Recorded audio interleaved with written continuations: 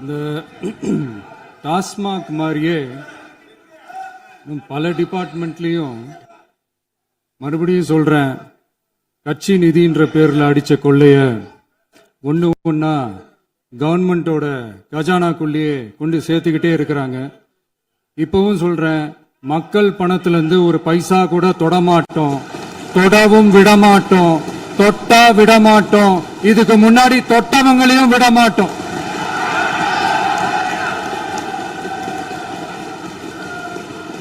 ஒவ்வொரு ஊழலா வெளியில வரும் போலே,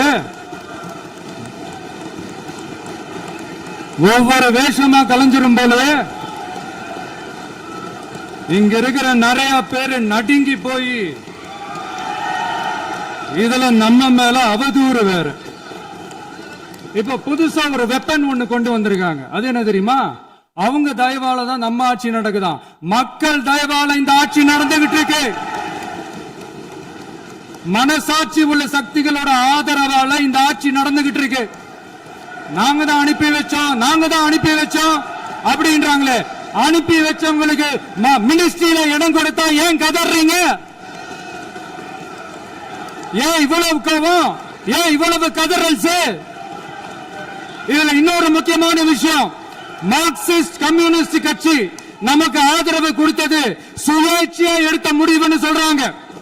அதே மாதிரி இந்திய கம்யூனிஸ்ட் கட்சி நமக்கு ஆதரவு கொடுத்தது சுயேட்சையா எடுத்த முடிவுன்னு சொல்றாங்க.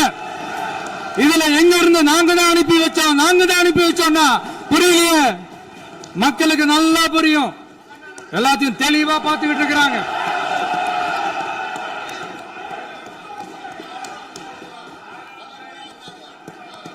முதலமைச்சர் கண்டினியூ பண்ணலாம். மாண்பு முதலமைச்சர்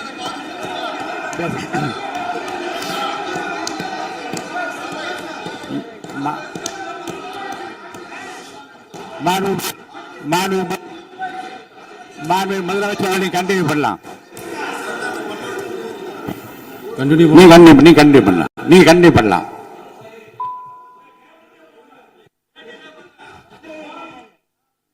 இந்த சமூக நீதி அரசு, சமூக நீதி அரசுன்னு சொல்றவங்களை பார்த்து கேட்கிறேன், நம்ம பட்டியலின சகோதரர்களுக்கு எத்தனை அமைச்சர் பதவி கொடுத்தீங்கன்னு கொஞ்சம் சொல்ல முடியுமா?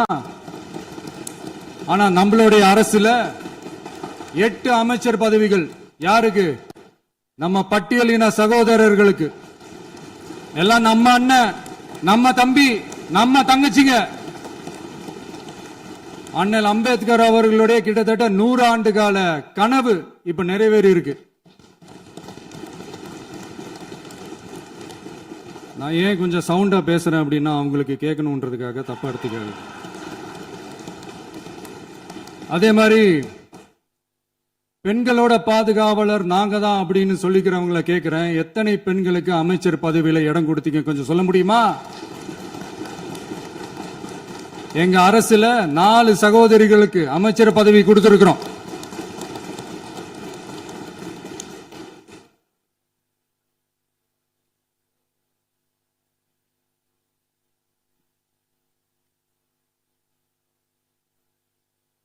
அதனால மக்களால் நிராகரிக்கப்பட்டு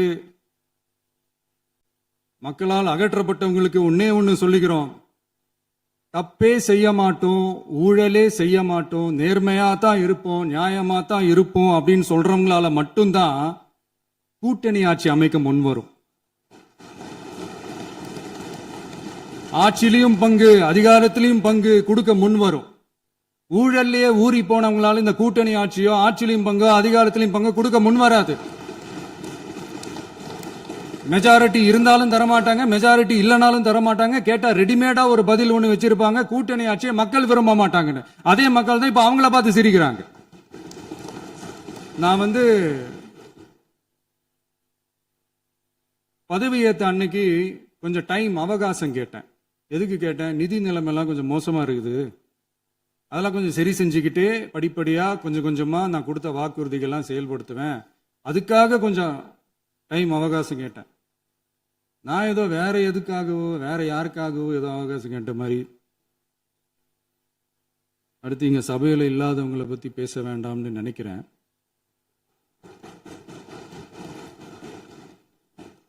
இங்க நம்மளை பத்தி அவதூறு பரப்புறதோட மட்டும் இல்லாம இப்ப நம்ம மக்கள் மேலேயும் அவதூறு பரப்ப ஆரம்பிச்சிட்டாங்க. மக்கள் நமக்கு ஓட்டு போட்டது தப்பான், குடும்பம் குடும்பமா நமக்கு ஆதரிச்சது தப்பான்.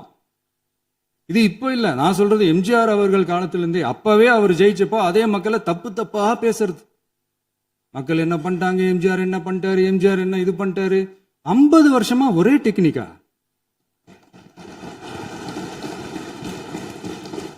டெக்னாலஜி எல்லாம் மாறி வேற எங்கேயோ போயிட்டு இருக்கு பஸ்.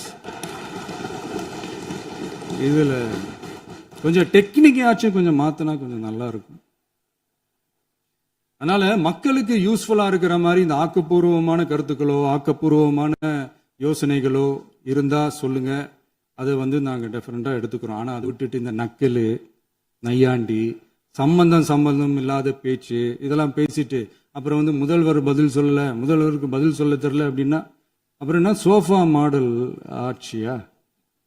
அது என்னன்னு புரியறதுக்கே எனக்கு ரொம்ப நாள் ஆச்சு. இந்த sofa set, table chair, teapoy, furniture பிசினஸ்லாம் வேற எங்க வெளியில போய் பண்ண சொல்லுங்க. அப்படி அந்த பிசினஸ் தான் பண்ணணும்னா நிறைய பிசினஸ் பண்ற மாதிரி வெளியில போய் பண்ண சொல்லுங்க, இங்க சட்டசபைக்குள்ள வேணாம். அதனால ஆக்கப்பூர்வமான கருத்துக்கள் இருந்தா சொல்லுங்க, டெஃபினட்டா அது சரியா இருந்தா நாங்க ஏத்துக்கிறோம். எனக்கு ஒரு குட்டி கதை ஒண்ணு ஞாபகம் வருது, சொல்லாமா? ஒரு ஊர்ல ஒரு பெரியவர் வெயில் ரொம்ப ஜாஸ்தியா இருக்குன்னு சொல்லிட்டு கண்ணுக்கு மேல கை வச்சுக்கிட்டு இப்படி சுத்தி முத்தி தேடிக்கிட்டு இருந்தாராம். அப்ப கூட இருந்த ஒரு சின்ன பையன் என்ன தேடுறீங்க அப்படின்னு கேட்டானா. அதுக்கு அந்த பெரியவர் சொன்னாரா, அது ஒண்ணு இல்ல தம்பி, உங்க அப்பா இங்கதான் இருப்பாருன்னு சொன்னாங்க, அதான் தேடிக்கிட்டு இருக்கேன். எங்க உங்க அப்பாவையா காணோம்?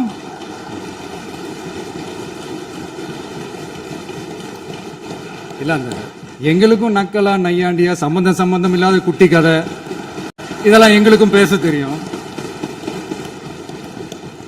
அந்த கதையில பெரியவர் அப்படி சொன்னாராம், தப்பா எடுத்துக்காதீங்க. அந்த கதையில பெரியவர் அப்படி கேட்டாராம். அதனால யாரும் இங்க டென்ஷன் ஆக வேணாம். அதனால இன்னொரு இந்த என்னுடைய உரையை முடிக்கிறதுக்கு முன்னாடி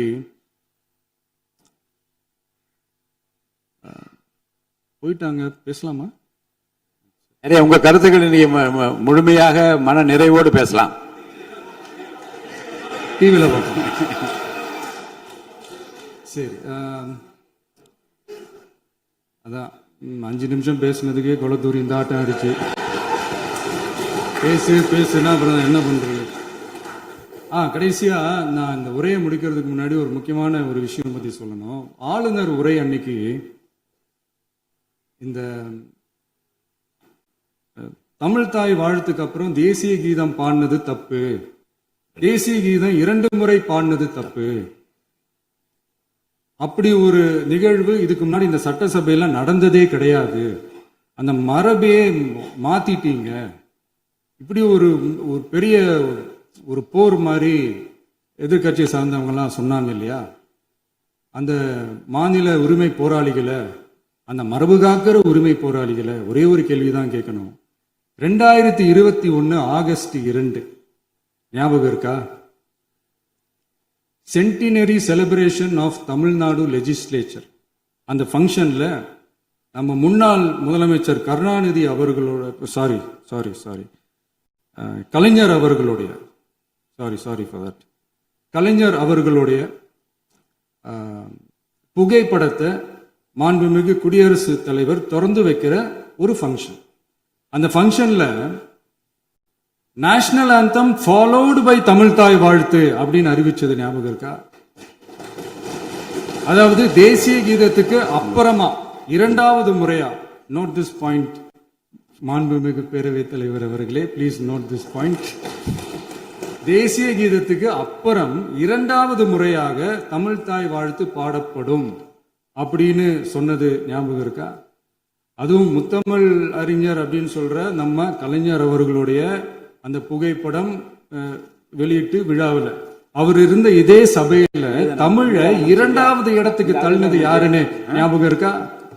அது மட்டும் இல்ல, அந்த தேசிய கீதத்தை நாட்டுப்பண் நேஷனல் ஆந்தம்னு சொல்லி அதே ஃபங்க்ஷன்ல கடைசியா ஃபங்க்ஷன் முடியும் போது செகண்ட் டைம் தேசிய கீதம் பாடினதும் ஞாபகம் இருக்கா? இதே அவையில் தான் அது அவை குறிப்பிலும் இருக்கிறது. இதே அவையில் தான் நடைபெற்றது.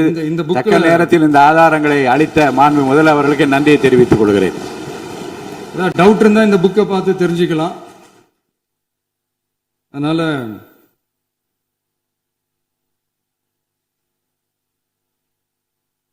இதெல்லாம் கேட்டா என்ன சொல்லுவாங்கன்னா, அது ஜனாதிபதி கலந்துகிட்ட ஃபங்க்ஷன், அதெல்லாம் அப்படிதான், அதெல்லாம் கண்டுக்க கூடாது அப்படின்னு சொல்லுவாங்க.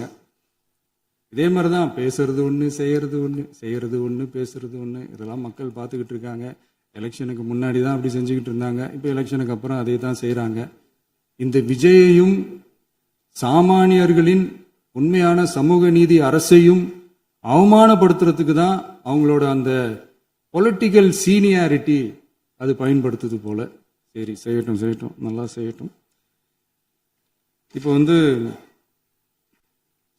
ஆனாலும் நம்மளுடைய மாநில உரிமை, மொழி உரிமை, உத்தம உத்தரர் போல வேஷம் போடுற எதிர்கட்சிக்கு ஒன்றை மட்டும் ஆணித்தரமாக சொல்றோம். உங்களை மாதிரி தமிழ் தமிழ்னு சொல்லிக்கிட்டு, மொழி பண்பாடு கலாச்சாரம்னு சொல்லிக்கிட்டு ரெட்டை வேஷம் போடுறவங்க நாங்க கிடையாது. உலகெங்கும் வாழும் என் தமிழ் சொந்தங்களுக்கு நம்முடைய உத்தரவாதம் தமிழ் தான் எங்க உயிர் நாடி அப்படின்றத மறக்க மாட்டோம். இப்பவும் சொல்றோம், மாநில உரிமையில எப்பவும் உறுதியா இருப்போம். அதே சமயத்துல அரசியல் வேற, ஒன்றிய மாநில அரசுகளுக்கு இடையே இருக்கிற நிர்வாக அணுகுமுறை வேற. இதுல நாங்க ரொம்ப தெளிவா இருக்கிறோம். அதனால எங்களுக்கு பாடம் எடுக்கிறதா நினைச்சுக்கிட்டு உங்க வேஷத்தை நீங்களே கொஞ்சம் கொஞ்சமா கலைச்சிக்கிட்டே வர்றீங்க, மறந்துடாதீங்க. அப்புறம்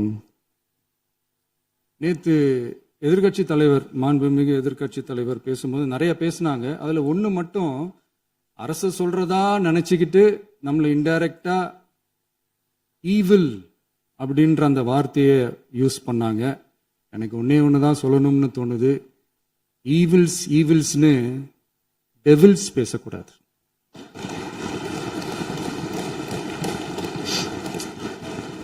அவங்க இருந்திருந்தா ஒரு ஆக்ஷன் பண்ணணும்னு எனக்கு தோணுச்சு. எல்லாரும் போயிட்டாங்க. இல்ல, பர்மிஷன் பண்ணலாமா? இப்பவும் பண்ணலாம், ஒன்றும் தப்பு இல்லை.